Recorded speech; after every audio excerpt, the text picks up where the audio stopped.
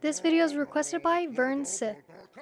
Now I have to warn you guys, this drawing is pretty advanced, so if you do not have a good understanding of anatomy, I do not recommend trying this out. Excluding the head, the most important part of drawing Scottjaw is getting the shoulder down. It's going to be located right under the ear. In this perspective, the back is going to be a straight line, while the chest is going to curve into the shoulder. This is where a good understanding of anatomy comes into play. The legs are going to sprout right under the chest, and, well, don't worry about the hands for now. Or feet. Admittedly, I procrastinate drawing things. The Scout has a very slim face, and honestly, I had a lot of trouble with it. The big thing to remember about the Scout is that the cheekbone kind of protrudes out right next to the eye. The neck is going to come down as if to meet the shoulder, but it does not touch the shoulder at all. The easiest way to draw the back leg is to figure out where the hips are first, which they're located right under the chest. In a normal perspective, obviously the chest and the hips would not connect. However, since the camera is tilted above the head, you will see that the chest and the hips do connect. Also, don't worry about the foot because I ended up changing the weapon and you will not have to draw the foot at all.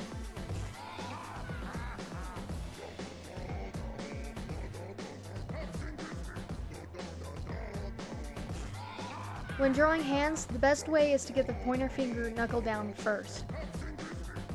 The other knuckle sloped downwards right after it. I started drawing a shotgun, but I realized that a baseball bat would make a better fit. It's important to remember that this is a perspective drawing, so the baseball bat is going to be in perspective too. So if it looks a lot shorter than it's supposed to be, that's the reason.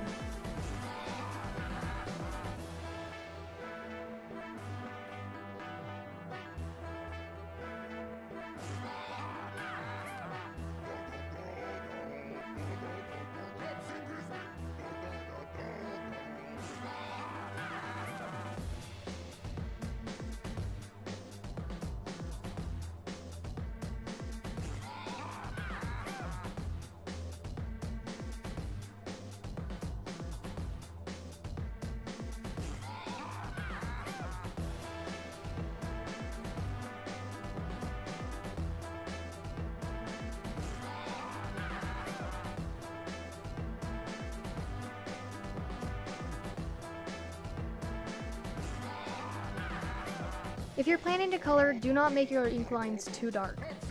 I'll explain later why that is.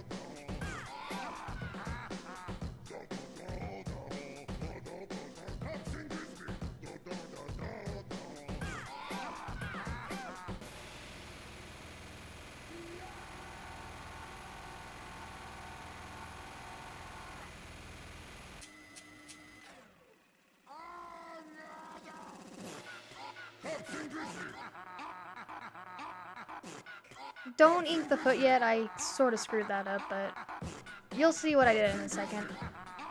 As always is the rule with Copics, put down the darker color first. I keep debating myself on if I should tell you guys which colors I used. However, I think it's a good learning experience if you guys figure it out on your own. Though it is an expensive one. I have used the exact same skin color Copics for years now, and this is the first time that I kind of experimented with it, and honestly, I think it came out way better than what I have been doing. This entire drawing was me stepping out of my comfort zone, and I think you guys should do it too. If the Copic looks too light, but you don't want to put down another layer, colored pencils help tremendously. If you're unsure about colors, create a color key. Since I recently made the switch from white paper to tone tan, I needed to make another one.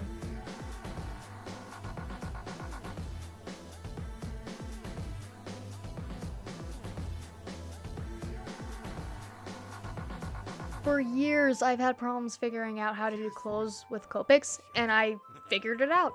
All you have to do is do layer after layer after layer of Copics, and it will create a very dark, but cloth-like color.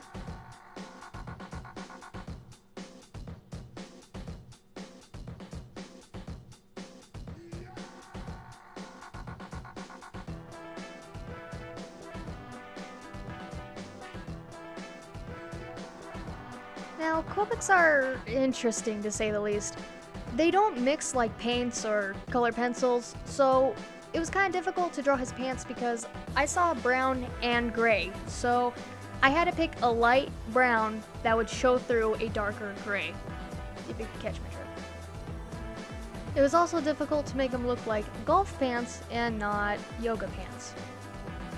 And if you're uncertain about colors, pull out another page and see how they mix.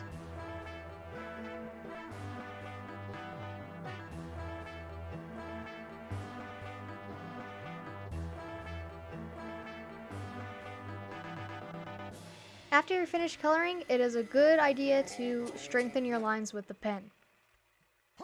If, say, you did it before, it would smear everywhere. So the best option is to wait till after you color. Now, I learned this trick from, I believe it's Heather Rooney, which is a colored pencil artist, but a good way to make the eyes stand out more, or make them more realistic, is to go over them with a little bit of gray.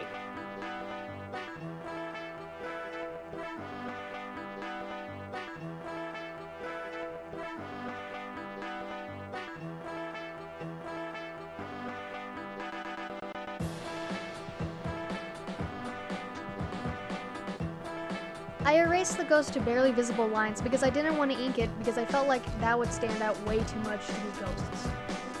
Not to mention that if I left them in pencil, then the Copic markers would make the lines permanent.